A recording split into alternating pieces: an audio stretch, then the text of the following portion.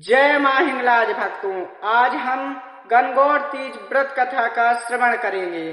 कैसे भगवान शिव और माता पार्वती अपने भक्तों के सौभाग्य को अटल बनाते हैं और अपने भक्तों और उनके परिवार पर सदा सदा के लिए कृपा बनाए रखते हैं। भक्तों, चलते हैं और इस व्रत कथा का श्रवण कर। एक समय महादेव जी नारद जी के साथ देश भ्रमण को निकले। साथ में पार्वती जी भी थी। चलते चलते तीनों एक गांव में पहुंचे। उस दिन चैत्र शुक्ला तृतीया थी। गांव वालों ने जब सुना कि भगवान शिव जी पार्वती जी सहित यहाँ पर पधारे हैं, तब कुलीन स्त्रियां उनके पूजन के लिए सुंदर सुंदर और स्वादिष्ट भोजन बनाने लगी। इसी तैयारी में उन्हें देर हो गई, किंतु निम्न वर्ग की स्त्रियां जैसी बैठी थी वैसे ही थालियों में हल्दी चावल रखकर दौड़ती हुई शिव पार्वती के पास पहुंच गई। पार्वती जी ने उनकी पूजा स्वीकार करके उनके ऊपर तमाम सुहाग रस छिड़क दिए। वे अटल सौभाग्य प्राप्त कर लौट गईं। इसके बाद उच्च कुल की नारियां 16 श्रृंगार तथा आभूषणों से सजी हुई अनेक प्रकार के पकवान और पूजा की सामग्रियां सोने चांदी के थालों में सजाकर पूजन के लिए आईं।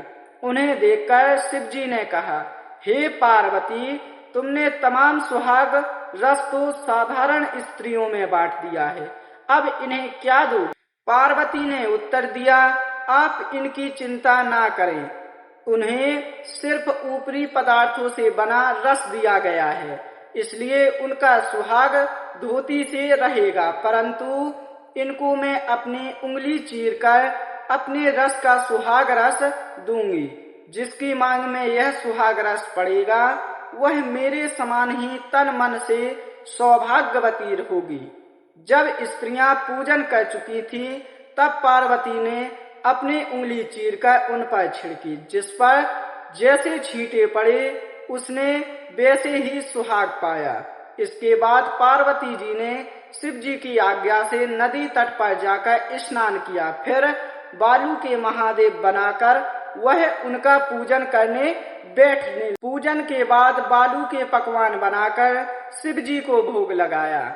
इसके बाद प्रदक्षिणा की और नदी के किनारे की मिट्टी का टीका माथे पर लगाकर 2 कण बालू का प्रसाद पाया और शिव जी के पास लौट आई। इस सब पूजन आदि में पार्वती को नदी के किनारे बहुत देर हो गई थी। महादेव जी ने उनसे देरी का कारण पूछा तो उन्होंने उत्तर दिया, वहां मेरे भाई भावज आदि मायके से आ गए थे, इसी कारण देर हो गई। शिव जी ने फिर पूछा कि तुमने पूजन करके किस वस्तु का भोग लगाया और स्वयं क्या प्रसाद पाया? पार्वती जी ने उत्तर दिया कि मेरी भावजों ने मुझे दूध भात खिलाया, उसे ही खाकर मैं चली आ रही हूँ। ऐसा सुनकर शिव जी भी दूध भात खाने के लिए वहां चल पड़े।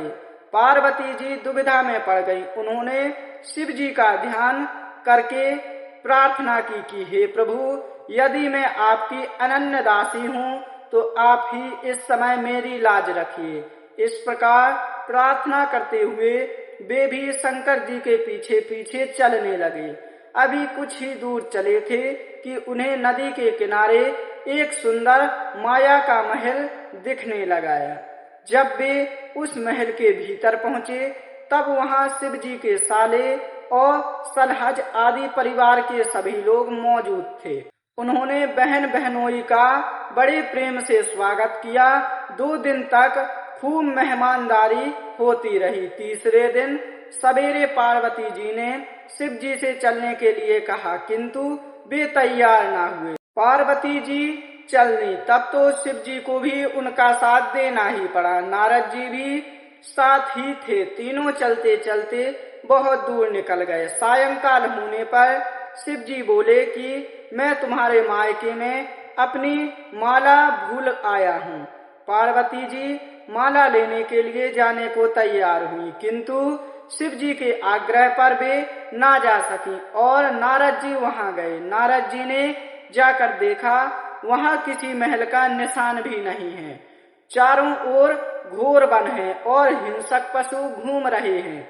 नारद जी घंटों तक अंधकार में भूलते भटकते रहे। सहसा बिजली के चमकने पर उन्हें शिव जी की माला एक वट वृक्ष पर टंगी हुई दिखाई दी। नारद जी उसे लेकर वहां से भागे और शिव जी के पास पहुंचकर अपना कष्ट सुनाने लगे। शिव जी ने हंसते हुए कहा कि यह पार्वती जी की लीला है।